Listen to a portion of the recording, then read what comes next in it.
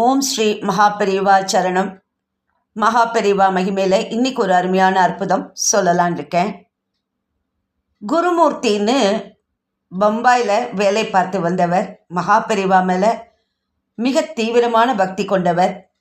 மகாபெரிவான்னு யார் சொல்ல கேட்டாலும் அந்த பேரை கேட்டாலே கண்கள் பணிக்க பக்திமயமாக தன் இரு கைகளையும் கூப்பி வணங்க ஆரம்பித்து விடுவார் குருமூர்த்தி. அந்த மகான் மேலே அப்படி ஒரு குரு பக்தி. காஞ்சி ஸ்ரீமடத்தின் ஆன்மீக காரியங்களுக்கு மகாராஷ்டிர மாநிலத்தில் இருந்து கொண்டு பெரும் தொண்டாற்றினார் குருமூர்த்தி. இப்படி தொண்டாற்றுவதை பூர்வ ஜென்மத்தில் பெற்ற புண்ணியத்தின் விளைவாக கருதினார்.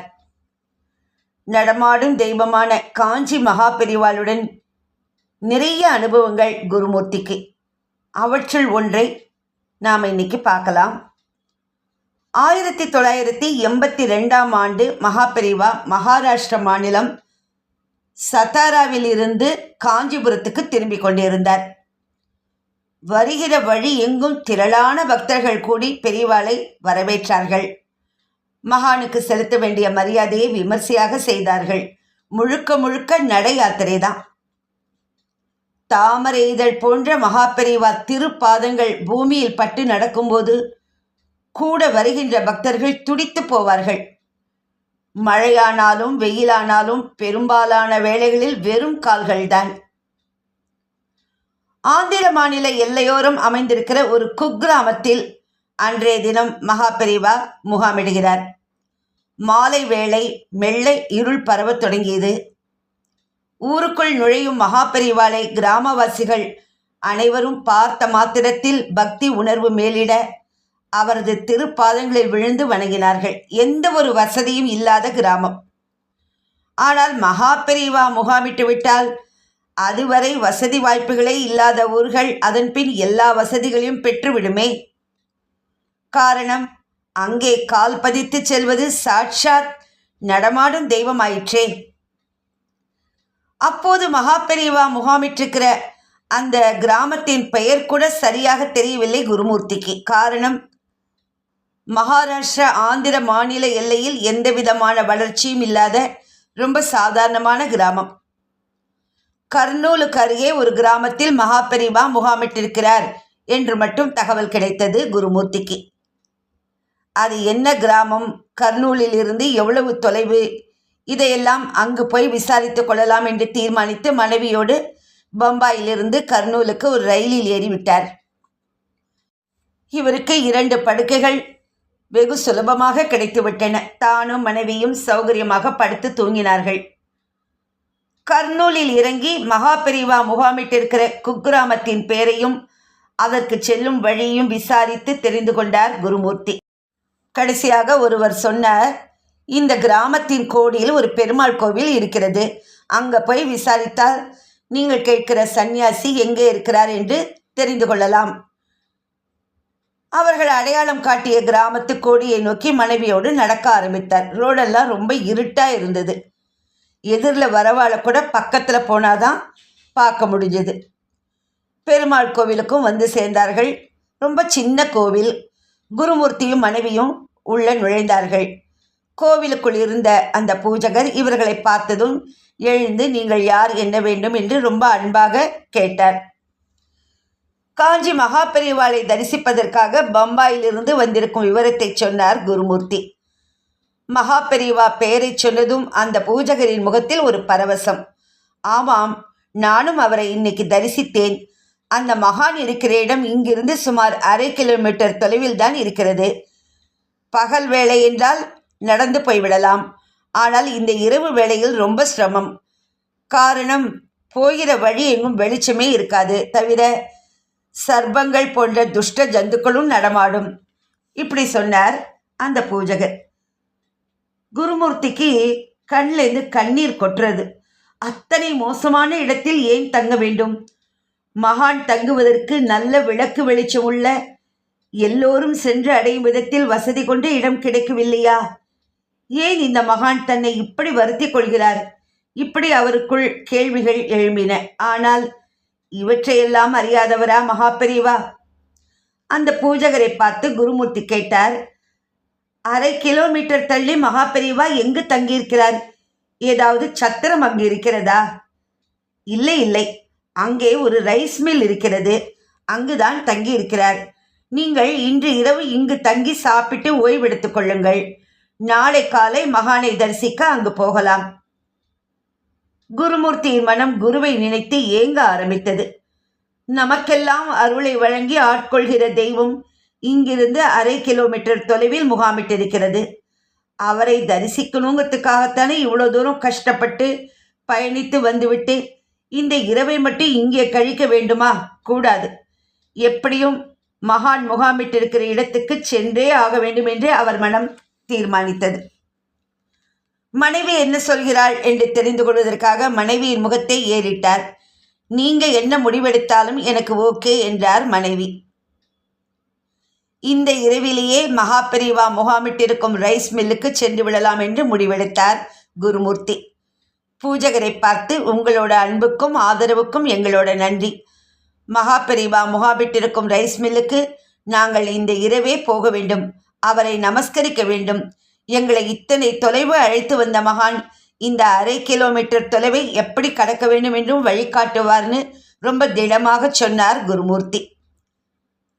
சரிதான், நீங்கள் சொல்கிறது புரியுறது. அதே சமயத்தில் இங்கே ஏதாவது கொஞ்சம் சாப்பிடாம நீங்கள் கிளம்ப வேண்டாம் அப்படின்னு சொல்லி தன்னுடைய மனைவியை கூப்பிட்டு உப்மா தயாரிக்கும்படி சொல்கிறார். அந்த பூஜகரின் மனைவியும் ஒரு 15 நிமிஷத்தில் உப்மாவை தயார் பண்ணிட்டா. அதுக்குள்ளே இவா 2 பேரும் குளித்து அனுஷ்டானங்கள் எல்லாம் முடித்து சாப்பிட்டு கிளம்பிட்டா அந்த இடத்த விட்டு. அந்த பூஜகருக்கும் அவரோட மனைவிக்கும் நன்றி தெரிவித்து விட்டு அவர் சொன்ன வழியில் குருமூர்த்தியும் அவரது மனைவியும் நடந்து சென்றார்கள். மகா பெரியவான்னு சொல்லிண்டே 2 பேரும் நடந்து போனான். ரைஸ் மில்லையும் வந்து சேர்ந்துட்டார் 2 பேரும் நடந்து. ரைஸ் மில்லின் ஒரு ஓரம் இருந்த மாட்டு தொழுவத்தில் மகா பெரியவா முகாமிட்டிருந்தார். சுமாரான விளக்கு வெளிச்சம் அங்கு காணப்பட்டது. வலக்கையில் ஒரு லென்ஸு வைத்துக்கொண்டு ஏதோ ஒரு புத்தகத்தை படித்து கொண்டிருந்தார் பெரியவா. சரஸ்வதி தேவியே புத்தகம் வாசித்தால் எப்படி இருக்கும்? இந்த காட்சி அப்படித்தான் இருந்தது. ரைஸ் மில்லின் காம்பவுண்டு முழுக்க எண்ணற்ற மரங்கள் காணப்பட்டன. ஒவ்வொரு மரத்திலும் ஒரு பசு கட்டப்பட்டிருந்தது. கட்டப்படாத கன்று குட்டிகள் அங்கே குறுக்கும் நெடுக்குமாக தாய் பசுக்களை தேடி அலைந்து கொண்டிருந்தன. இருட்டில் தென்படும் காட்சிகளை வினோதமாக பார்த்து கொண்டே மகா பெரியவாளின் அருகே நெருங்கினார் குருமூர்த்தி. புத்தகம் பார்த்து கொண்டிருந்த மகா பெரியவா சற்றே தலையை உயர்த்தி நிமிர்ந்தார். பரபிரம்ம சொரூபத்தை இந்த இரவு வேளையில் பார்த்ததும் உணர்ச்சி பிழமாக மாறினார் குருமூர்த்தி. தான் கொண்டு போயிருந்த பழங்கள், தேங்காய்கள் போன்றவற்றை அங்கிருந்த ஒரு மூங்கில் தட்டில் எடுத்து வைத்து தம்பதி சமேதராக நமஸ்காரம் செய்தார் குருமூர்த்தி. இருவரையும் ஆசிர்வதித்த மகான் குருமூர்த்தியின் குடும்ப நலன் பற்றியும் உத்தியோகம் பற்றியும் கேட்டறிந்தார். இதற்கு மேல் மகா பெரியவாளிடம் இன்னைக்கு எதுவும் பேச வேண்டாம், நாளைக்கு காலை பார்த்து கொள்ளலாம் என்று தீர்மானித்து உத்தரவு பெற்று நகர்ந்தார் குருமூர்த்தி. வெளியே வந்த குருமூர்த்திக்கு ஒரே கேள்விதான் உள்ளுக்குள் ஓடிக்கொண்டிருந்தது. பசுமாடுகள் இருக்க வேண்டிய இடத்தில் மகா பெரியவா இருக்கிறார். மகா பெரியவா இருக்க வேண்டிய ரைஸ் மில் காம்பவுண்டில் பசுமாடுகள் கட்டப்பட்டிருக்கின்றனவே. உள்ளே மகா பெரியவாளை தரிசித்துவிட்டு மனைவியோடு வெளியே வந்தார் குருமூர்த்தி. அப்போது அந்த இரவு வேளையிலும் மெல்லிய விளக்கொளியில் கவனித்தார். ரைஸ் மில் வளாகத்தில் இருந்த ஒவ்வொரு மரத்திலும் ஒரு பசு கட்டப்பட்டிருந்தது. அநேகமாக சுமார் 40 பசுக்கள் 40 மரங்களில் இப்படி கட்டப்பட்டிருக்கலாம். குருமூர்த்திக்கு இந்த சந்தேகம் ரொம்பவே உறுத்தி கொண்டிருந்தது. பசுக்கள் கட்டப்பட்டிருக்க வேண்டிய இடத்தில் மகா பெரியவா காணப்படுகிறார். மகா பெரியவா முகாமிட்டிருக்க வேண்டிய மில் வளாகத்தில் பசுக்கள். தனக்கு இருக்கிற சந்தேகத்தை நிவர்த்தி செய்து கொள்ள வேண்டும் என்கிற உந்துதல் காரணமாகவும் அங்கு இருக்கக்கூடிய ரைஸ் மில் ஊழியர்கள் மற்றும் வாட்ச்மேனிடம் தனித்தனியே குருமூர்த்தி பேசினார். அப்போது அவர்கள் தெரிவித்த விஷயம் இதுதான். சத்தாராவில் புறப்பட்ட மகா பெரியவா ஆந்திரா வழியே காஞ்சிபுரத்துக்கு திரும்பி கொண்டிருக்கிறார். செல்கின்ற வழியில் இந்த கிராமம் குறுக்கிட்டிருக்கிறது. ரைஸ் மில் வழியாக நடந்து செல்லும்போது ஆரவாரம் இல்லாத இந்த இடத்தையும் இங்கு கட்டப்பட்டிருக்கிற எண்ணற்ற பசுக்களையும் பார்த்திருக்கிறார். பிடித்து போயிருக்கிறது. 2 அல்லது 3 நாட்கள் இங்கே தங்கிக் கொள்வதற்கு அனுமதி கிடைக்குமா என்று ரைஸ் மில் உரிமையாளரிடம் கேட்கச் சொன்னார் மகாபெரிவா. ரைஸ் மில் உரிமையாளருக்கு சந்தோஷமான சந்தோஷம். எத்தனை பெரிய சந்நியாசி வெகு சாதாரணமான ஒரு குக்கிராமத்தில் இருக்கக்கூடிய ரைஸ் மில்லில் தங்க வேண்டும் என்று சொல்கிறார். சந்தோஷம் தாங்க முடியல அவருக்கு. நிகழ்ச்சியில் கண்கள் பணிக்க சம்மதம் தெரிவித்தார். காஞ்சி ஸ்ரீமடத்தின் முகாமுக்கு தேவையான ஏற்பாடுகளை அவரே உடனிருந்து செய்து கொடுத்தார். இதுதான் அந்த ரைஸ் மில் ஊழியர்களும் வாட்ச்மேனும் சொன்ன விஷயம். திரும்ப அந்த ஊழியர்களிடம் குருமூர்த்தி கேட்டார், பசுமாடுகள் தங்கியிருந்த கொட்டடியை காலி செய்து வெளியே பலரும் நடமாடும் இடத்தில் கட்டியிருக்கிறீர்களே, காலையில் பொழுது விடிந்துவிட்டால் இந்த மகானை தரிசிக்க பலரும் வர ஆரம்பிப்பார்கள். பகல் பொழுதில் இந்த பசுக்களையும் இங்கே சுற்றி தெரிந்து கொண்டிருக்கிற கன்றுக்குட்டிகளையும் என்ன செய்வீர்கள்? ஆமா சாமி, நிறைய ஜனங்க வருவாங்கன்னு சொன்னாங்க. அது வாஸ்தவம் தான்னு நேத்திக்கு தெரிஞ்சுக்கிட்டோம். அதுபோல் இன்றைக்கும் நிறைய பேர் வந்திருந்தாங்க. இவங்கெல்லாம் பம்பாய், ஹைதராபாத், தமிழ்நாட்டிலேருந்து வராங்க. போதாதற்கு எங்கள் ஊர் ஆளுங்களும் வந்து தரிசனம் பண்ணிட்டு போகிறாங்க. பகல் வேளையில் இங்கே பக்தர்கள் கூட்டம் வந்துடும். அதனால் பொழுது விடிஞ்ச உடனே இந்த பசுமாடுங்களை நாங்கள் அவிழ்த்து விட்டுடுவோம்.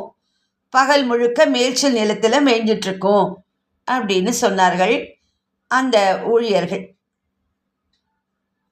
அப்போ இவர் கேட்குறார் குருமூர்த்தி, இந்த சாமி மகாபெரிவால இவர் இங்கே வரத்துக்கு முன்னாடி இந்த பசுக்களை எங்கே கட்டி வச்சிருப்பீங்க?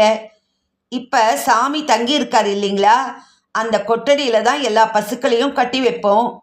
அங்கே கட்டி வச்சாச்சுன்னா எல்லாத்துக்கும் தீனி தண்ணி கொடுத்துருவோம். மேய்ச்சலுக்கு வெளியே அனுப்ப மாட்டோம். இப்போ சாமி வந்திருக்கார் இல்லையா, அவரை தரிசனம் பண்ண வரவங்க நிம்மதியாக தரிசனம் பண்ணிட்டு போகட்டும்னு தான் எங்கள் முதலாளி கால வேளையிலேயே எல்லா பசுக்களையும் மேய்ச்சலுக்கு அவிழ்த்து விட சொல்லியிருக்காரு. ராத்திரி ஆச்சுன்னா எல்லாம் இங்கே திரும்பி வந்துடும். இதோ இங்கே கட்டி போட்டுருவோம். பசுக்களை பாதுகாக்கணும்னு அடிக்கடி வரவா போகிறவா கிட்ட வலியுறுத்தி சொல்கிற மகா பெரியவாளா இப்படி செய்கிறது? இதுதான் குருமூர்த்தியின் கவலை. கொட்டடியில் பசுக்கள் கட்டப்பட்டிருந்தால் கன்றுக்குட்டிகள் எப்போதும் தாயை சுற்றியே வந்து கொண்டிருக்கும். இப்போது என்னடாவென்றால் கன்றுக்குட்டிகள் அங்கும் இங்குமாக அலைந்து திரிய வேண்டியிருக்கே. போதிய சுதந்திரம் இல்லையே. ரொம்ப கவலைப்பட்டார் குருமூர்த்தி. ஒரு அரை மணி நேரம் துருவி அங்கே எல்லாத்தையும் கேட்டு தெரிஞ்சுட்டு அவருக்கு தூக்கம் வந்துடுத்து கிளம்பிட்டார். ஏன்னா ஏற்கனவே கோவில் பூஜகர் சொல்லி அனுப்பியிருந்தார், மகாபெரிவாளை தரிசனம் பண்ணி முடித்த உடனே சிரமத்தை பார்க்காம இங்கேயே வந்துருங்கோ, தாராளமாக படுத்துக்கலான்னு. அதனால் அங்கே இருக்கிறவாள்கிட்ட சொல்லிட்டு வந்த அந்த இருட்டு வழியிலேயே மகாபெரிவா திருநாமங்களை ஜபித்தபடியே பெருமாள் கோவிலுக்கு வந்து சேர்ந்தார். குருமூர்த்திக்கும் அவருடைய மனைவிக்கும் பூஜகரின் மனைவி டம்ளரில் பசும்பால் கொண்டு வந்து கொடுத்தார். 2 பேரும் அதை குடிச்சிட்டு அங்கேயே படுத்து தூங்க ஆரம்பித்தார்கள். குருமூர்த்திக்கு மட்டும் தூக்கம் வரல. ஆனால் அவரோட மனைவி படுத்த உடனே தூங்கிட்டார். கண்களை மூடி தூங்க ஆரம்பித்தாலே அந்த பசு கொட்டடி தான் நினைவுக்கு வருது. திரும்ப திரும்ப அதே நினைவு. கொட்டடிக்குள் கட்டி வைத்து தீனி வைக்க வேண்டிய பசுமாடுகளை வெளியே கட்டி இருக்கிறார்களே. மகாபெரிவா ஏன் மாட்டு கொட்டடியில் தங்கணும்? வெளியே விஸ்தாரமாக காணப்படும் ரைஸ் மில் இடத்தில் வசதியா தங்கலாமே. இதனால் அவருக்கும் சிரமமில்லை, வருகின்ற பக்தர்களுக்கும் தொந்தரவில்லை. பசுக்களும் அழகாக தங்கள் இடத்தில் கட்டப்பட்டிருக்கும். வைக்கோல், புண்ணாக்கு போன்ற தீனிகளை அசை போட்டு கொண்டிருக்கும். நினைத்த போது தண்ணீரை தொட்டியில் இருந்து குடித்து கொண்டிருக்கும். கன்றுகளும் நிம்மதியாக தாயின் அரவணைப்பில் இருக்கும். எல்லாவற்றுக்கும் இந்த ரைஸ் மில் உரிமையாளர் எப்படி சம்மதித்தார்? அவராவது சொல்லி இருக்கலாமே, சாமி நீங்க ரைஸ் மில்லில் தங்கிக்குங்க, உங்களுக்கு எல்லா ஏற்பாடுகளையும் செஞ்சு தரேன்னு சொல்லியிருக்கலாமே. பசுக்கள் அதே கொட்டடியில் இருக்கட்டும்னு சொல்லியிருக்கலாமே. நம்மிடம் இத்தனை கருணை காண்பிக்கும் காருண்ய தெய்வ மகாபெரிவா இதை பற்றி யோசிக்கவில்லையா? இப்படி ரொம்ப நினைச்சுட்டே தூக்கம் வராம படுத்துட்டு இருக்கார். இன்னொரு பக்கம் வேறு விதமா சிந்திக்கிறார். அதாவது இதை பற்றி இப்படி சிந்திக்க நமக்கு என்ன அருகதை இருக்கிறது? மகா பெரிவா எங்கே முகாமிட்டு இருந்தாலும் பசு கொட்டடியில் தங்குவது வாடிக்கைதானே. அப்படி இருக்க இன்னைக்கு மட்டும் ஏன் மனம் இப்படி சிந்திக்கிறது? மகா பெரிவா இருக்கும் இடத்தில் பசுக்கள் எப்படி சிரமப்படும்? அவரே கோசம்ரட்சண மூர்த்தி ஆயிற்றே. புரண்டு புரண்டு படுக்கிறார் குருமூர்த்தி. தூக்கமே வரல. ஒரு வழியாக காத்தால எழுந்து காலை கடன்களை முடித்து நீராடல் அனுஷ்டானம் எல்லாத்தையும் முடிச்சுண்டு பாரம்பரிய உடையான பஞ்சகச்சத்துடன் குருமூர்த்தியும் அவரது மனைவி மணிசாரிலும் மகாபெரிவாளை தரிசிக்க பெருமாள் கோவிலிருந்து புறப்பட்டார்கள். 15 நிமிடத்திலேயே மகாபெரிவா முகாமிட்டிருந்த ரைஸ் மில்லுக்கு 2 பேரும் வந்து சேர்ந்தார்கள். இவர்களுக்கு எதிரே பசு கொட்டடியில் மகாபெரிவா அமர்ந்திருந்தார். குருமூர்த்தியும் அவரது மனைவியும் பெரியவாளுக்கு நமஸ்காரம் செய்தார்கள், எழுந்து நின்றார்கள். ஆனால் மகாபெரிவா கண்டுக்கவே இல்லை. குருமூர்த்திக்கு உதறல். நம் மனதில் தோன்றிய எண்ணங்கள் மகாபெரிவாளுக்கு தெரிந்துவிட்டதோ? அப்போது ரைஸ் மில்லில் பணிபுரியும் வேலைக்காரன் ஒருவன் இந்த இடத்தை கடந்து சென்று கொண்டிருந்தான். தன் வலக்கை விரல்களால் ஒரு சொடக்கு போட்டு வேலைக்காரனை தன் பக்கத்தில் வருமாறு சைகை செய்தார் மகாபெரிவா. நீ உடனே போய் ரைஸ் மில் முதலாளியை அழைச்சிண்டு வா என்று அவனுக்கு உத்தரவு போட்டார் மகாபெரிவா. தலையசைத்து விட்டு ஓடினான் வேலைக்காரன். இன்னும் மகாபெரிவா பார்வை குருமூர்த்தியின் பக்கம் திரும்பவே இல்லை. அடுத்த ஒரு சில நிமிடங்களுக்குள் ரைஸ் மில் உரிமையாளர் பதறி அடித்துக்கொண்டு ஓடி வந்தார். சாஷ்டாங்க நமஸ்காரம் செய்தார். பெரியவா சொல்லப்போகும் விஷயத்துக்காக அவரது திருமுகத்தையே பார்த்து கொண்டிருந்தார். குருமூர்த்திக்கு ரொம்ப பதற்றமாக இருந்தது. முதல் நாள் இரவு நான் கொண்டிருந்த கவலை நியாயமற்றதா? மகாபெரிவாளை பற்றி தவறாக நினைத்து விட்டேனா? புன்னகையோடு உரிமையாளரின் நலனை விசாரித்த மகாபெரிவா கேட்குறா, இங்கே எத்தனை பசுக்களை வச்சு நீ பராமரிச்சுட்டு வர்ற? சுமார் 35லேருந்து 40 பசுக்கள் வரை இருக்கும் சாமி. இத்தனை பசுக்கள் வச்சுருக்கியா? ஆனால் பகல் வேளையில் ஒரு பசுவை கூட நான் பார்க்க முடியலையே. எல்லாம் எங்கே போகிறதுகள்? எல்லாம் தெரிந்தவர் எதுவும் தெரியாதது போல கேட்டார். எல்லா பசுக்களையும் வெளியில் மரத்தில் அங்கங்கே கட்டி வச்சுருக்கோம் சாமி. இங்கே பசு கொட்டடியில் நீங்கள் தங்கி இருக்கிறதுனால வெளியில் கட்டியிருக்கிற பசுக்கள் உங்கள் பார்வையில் படலைன்னு நினைக்கிறேன் என்று பசுக்கள் கட்டப்பட்டிருக்கும் இடத்தை அடையாளம் காட்டினார் உரிமையாளர். எப்பவும் பசுக்களை அங்கே தான் கட்டி வைப்பியா? இல்லை சாமி, நீங்கள் மாட்டு கொட்டடியில் தங்கணும்னு சொன்ன காரணத்தினால பசுக்கள் இருந்த இந்த இடத்தை காலி செஞ்சோம்.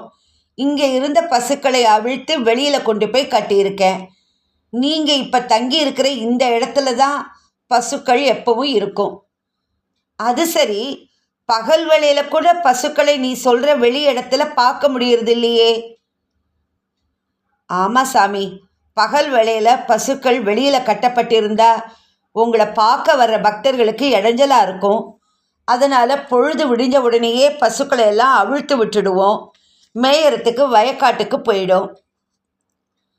அர்த்தபுஷ்டியான பார்வையோடு உரிமையாளரை பார்த்தார் மகாபெரிவா. நீ சொல்கிறத பார்த்தா அந்த பசுக்களுக்கு அதுகள் வசிக்கக்கூடிய தொழுவத்தில் பகலிலும் இடமில்லை, ராத்திரியிலும் வெளியில் கட்டியிருக்கிறதுனால நிம்மதி இல்லை. வீட்டுக்குள்ளே இருந்தவனை வீதியில் கொண்டு வந்து விட்டது போல இருக்கோ? அப்படின்னா இது எல்லாத்துக்கும் காரணம் நான் தானே. நான் தான் பசுக்கள் இருக்கிற இடத்துல வந்து உட்கார்ந்துண்டு அதுகளையெல்லாம் வெளியில் விரட்டிட்டேன். என்னால் உனக்கு நிறைய சிரமம். பசுக்களை முறையாக பராமரிக்கலைன்னா பால் மடியில் தங்காது. உனக்கு வர பால் வியாபாரமும் போச்சு.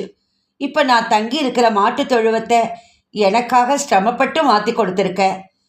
தவிர கண்ணுக்குட்டிங்களுக்கும் கஷ்டத்தை கொடுத்துட்டு இருக்கேன். வேளா வேலைக்கு அதுகளுக்கும் தீனி போட்டுண்டு இருப்பேன். அதையும் நான் கெடுத்துட்டேன். பாவம், கண்ணுக்குட்டிகளோ எங்கோ வெளியில் போய் மேய வேண்டியிருக்கும். ஆக உனக்கு வந்திருக்கிற ஒட்டுமொத்த சிரமத்துக்கும் காரணம் நான் தான். மாட்டு கொட்டடியில் தங்குறேன்னு நான் சொன்ன ஒரு காரணத்தினால தானே இத்தனை கஷ்டமும். நான் செய்த காரியம் ஒருவேளை பாவச் செயலோ? சர்வேஸ்வர ஸ்வரூபமான மகாபெரிவா இப்படி சொன்னபோது ரைஸ் மில் உரிமையாளர் கன்னத்தில் மாறி மாறி அரைந்து கொண்டு மகாபெரிவாளுக்கு நமஸ்காரம் செய்தார். இதை பார்த்துட்டு இருந்த குருமூர்த்தி திக்பிரமை பிடித்தவர் போல ஆனார். இவரையும் அறியாமல் கை கால்கள் நடுங்க ஆரம்பித்தன. ரைஸ் மில் உரிமையாளருடன் மகாபெரிவா தற்போது நிகழ்த்துகிற சம்பாஷணை ஏன் இன்று அதிகாலை நடக்க வேண்டும்? அதுவும் தான் வந்து நமஸ்கரித்துவிட்டு ஆசிக்காக காத்து கொண்டிருக்கிற வேளையில் பார்வையை என் பக்கம் சற்றும் திருப்பாமல் அவருடன் உரையாடி கொண்டிருக்கிறாரே. நேற்றிரவு என் மனதில் என்னென்ன எண்ணங்கள் ஓடினவோ அவற்றை அப்படியே புட்டு புட்டு வைப்பது போல தெள்ள தெளிவாக பேசி கொண்டிருக்கிறாரே. இது எங்கு போய் முடியுமோ? மகானை தவறாக நினைத்து விட்டேனே என்று தவிக்க ஆரம்பித்தார் குருமூர்த்தி. ரைஸ் மில் உரிமையாளர் மகாபெரிவாளை பார்த்து பெரிய கும்பிடு போட்டார். உங்களுக்காக இத்தனை செய்யறதுக்கு நான் கொடுத்து வச்சிருக்கணும் சாமி. நீங்கள் வருத்தப்பட்டு பேசக்கூடாது. உங்களுக்காக மாட்டு தொழுவத்தை தயார் செய்து கொடுத்ததை பெரிய பாக்கியமாக நினைக்கிறேன். என் வாழ்நாள்லேயே நீங்கள் இங்கே வந்த பிறகுதான் ஒரு சந்தோஷத்தை உணர்றேன் சாமி. சரிப்பா, பசுக்களோட கஷ்டத்தையும் பார்க்கணும் இல்லையா? பரவாயில்ல, போனது போகட்டும். இப்போ நான் சொல்கிறபடி செய். நீ என்ன பண்ணுற? நான் இங்கே வர்றதுக்கு முன்னாடி எல்லா பசுக்களும் எங்கே கட்டப்பட்டிருந்ததோ அதுபோல் இந்த மாட்டு கொட்டடியில் கொண்டு வந்து கட்டிடு. அதுங்களுக்கு நான் தொந்தரவு தர வேண்டாம். ஆனாலும் என்ன மாதிரி சன்னியாசிகள் தங்கறதுக்கு மாட்டு கொட்டடி தான் ரொம்ப வசதி. அதனால் இங்கேயே ஒரு ஓரமாக என்னை சுருட்டின்னு நான் இருந்துடுறேன். மகாபெரிவா சொல்லி முடித்த வேளையில் ரைஸ் மில் உரிமையாளருக்கு கண்ணீர் வர ஆரம்பித்தது. வேண்டாம் சாமி, எல்லா பசுக்களையும் இங்கே கொண்டு வந்து கட்டினா இந்த இடம் ரொம்ப அசுத்தமாயிடும். தவிர எப்போ பார்த்தாலும் ஒரே சத்தமாக இருக்கும். உங்களோட அமைதிக்கும் ஜபத்துக்கும் இடைஞ்சலாக இருக்கும். உங்களுக்கு இடமே இருக்காது. ரொம்ப சிரமப்படுவீங்க. அந்த பாவத்தை ஒருபோதும் நான் செய்ய மாட்டேன் சாமி. எல்லாம் அப்படியே இருக்கிறபடி இருக்கட்டும் சாமி. உங்களால் எந்த ஒரு சிரமமும் எங்களுக்கு இல்லை. சரி, இந்த பசுக்கள் சிரமப்படும்னு உங்களுக்கு யார் சொன்னா சாமி? இப்படி இந்த ரைஸ் மில் ஓனர் மகாபெரிவாளிடம் ரொம்ப உரிமையோடு கேட்க, கண்கண்ட தெய்வமான மகாபெரிவாளின் திருப்பார்வை மெல்ல குருமூர்த்தியின் பக்கம் விழுந்தது. ஆனால் அந்த பார்வையில் அனுகிரகம் தெரியவில்லை. சாந்தமும் இல்லாமல் கோபமும் இல்லாமல் காணப்பட்ட அந்த பார்வை ஒரு சில வினாடிகளுக்கு மட்டுமே குருமூர்த்தி மீது விழுந்தது. குருமூர்த்தியின் உடல் பதறியது, உள்ளம் தடுமாறியது. அந்த ரைஸ் மில் ஓனர் சொல்கிறார் தொடர்ந்து, எங்களோட இந்த கிராமத்திலேருந்து நீங்கள் எப்போ கிளம்புறீங்களோ அது வரைக்கும் இதுதான் சாமி உங்கள் இடம். திரும்பவும் ஒரு முறை உறுதியாக சொல்கிறேன், உங்களால் எங்களுக்கும் பசுக்களுக்கும் கண்ணுக்குட்டிங்களுக்கும் எந்த ஒரு சிரமமும் இல்லை. சொல்லி முடித்துவிட்டு மேல் துண்டால் கலங்குகிற தன் கண்களை துடைத்து கொண்டார். சரிப்பா, சிரமம் இல்லைன்னு நீ சொல்கிற. ஆனால் இங்கே என்னை பார்க்க வர்றவங்க இந்த ஒரு சன்னியாசியால் இங்கே இருக்கிற 40 மாடுங்களும் கண்ணுக்குட்டிங்களும் எத்தனை கஷ்டப்படுறதுன்னு நினைக்க மாட்டாங்களா என்று ரைஸ் மில் உரிமையாளரை பார்த்து கேட்ட மகாபெரிவா தன் பார்வையை அப்படியே மெல்ல திருப்பி குருமூர்த்தியின் மீது ஆழ பதித்தார். குருமூர்த்தியின் முகம் அஷ்டகோணலானது. தப்பு செய்து விட்டோமே. ஒரு மகானுக்கு எது நல்லது எது கெட்டதுன்னு தெரியாதா? நான் யார் இதை பற்றி எல்லாம் நினைச்சு குழப்பிக்கிறதுக்கு? ரைஸ் மில் உரிமையாளர் திரும்ப ஆணித்தரமாக சொன்னார், சாமி, இவ்வளோ தூரம் இந்த விஷயத்தை விடாமல் பேசிட்டு இருக்கீங்களே, இங்கே இருக்கிற யாராச்சும் உங்ககிட்ட வந்து இதை பற்றி சொன்னாங்களா? குருமூர்த்தி நடுங்கி போனார். அந்த ரைஸ் மில் ஓனர் இதை பேசின உடனே, அப்படிலாம் இல்லைப்பா, யாரும் என்கிட்ட வந்து சொல்லலை. சொன்னால் தானா? மனசுக்குள்ளேயே நினைக்க மாட்டாங்களா? பசுக்களை போஷிக்கிறேன்னு வெளியே சொல்லிட்டு அவற்றையெல்லாம் வெளியில் அனுப்பிச்சிட்டு இங்கே இவர் தங்கி இருக்காருன்னு நினைக்க மாட்டாங்களா? இதுதான் இவர் வெளியில் பிரச்சாரம் பண்ணுற கோ சம்ரட்சணத்தோட லட்சணமா? இப்படிலாம் சிலருக்கு தோணலாமே. பெரியவா தொடர்ந்து சொல்கிறா, போகட்டும், இப்போ நான் சொல்கிறதையாவது நீ பண்ணு. எல்லா பசுக்களையும் திரும்ப இங்கே கொண்டு வந்து கட்டாட்டாலும் 2 பசுக்களை மட்டும் கண்ணுக்குட்டியோட என் எதிரில் கொண்டு வந்து கட்டு. அவள் எப்பவும் என் எதிரிலேயே இருக்கட்டும். அதுங்க சாப்பிட்றத நான் பார்க்கணும். அதுங்களுக்கு தண்ணி காட்டுறத பார்க்கணும். அதுக்காக வெளியில் இருக்கிற பசுக்களுக்கு ஒன்றுத்தையும் குறைச்சிடாத. வெளியில் இருக்கிற பசுக்களுக்கு எப்பப்போ என்னென்ன ஆகாரம் உன்னோட சிப்பந்திகள் கொடுக்குறான்னு எனக்கு அப்பப்போ தெரியப்படுத்தணும். கண்ணுக்குட்டிகளையும் நன்னா கவனிக்கணும். இதை இப்போவே செய். இப்படி மகா பெரியவாளின் உத்தரவை கேட்டதும் அதற்கு தலையசைத்து சம்மதம் தெரிவித்தார் அந்த ரைஸ் மில் ஓனர். சரி, இதற்கு மேலும் இந்த மகானிடம் பேச்சை வளர்த்த வேண்டாம் என்று தீர்மானித்தவர், சரி சாமி, 2 பசுக்களை கொண்டு வந்து கட்டிடுறேன். ஆனால் உங்களுக்கு ரொம்ப பக்கத்தில் வேணாம், கொஞ்சம் தள்ளியே நீங்கள் இருக்கிற இந்த தொழுவத்தை ஒட்டி வெளியில் உங்கள் பார்வையில் படும்படியாக கட்டிடுறேன் என்றார். தலையை இடமும் வலவுமாக அசைத்து, கூடாது, தொழுவத்துக்குள் தான் கட்ட வேண்டும், அதுதான் முறை, 2ம் என் கண் எதிரில் இருக்கணும் என்றார் மகா பெரியவா. உடனே காரியத்தில் இறங்கினார் ரைஸ் மில் உரிமையாளர். நல்ல புஷ்டியான 2 பசுக்களை தானே அவிழ்த்து வந்து மகா பெரியவா இருக்கிற தொழுவத்தில் கட்டினார். கன்றுக்குட்டிகளையும் கொண்டு வந்து தாய் பசுவுக்கு அருகில் கட்டினார்.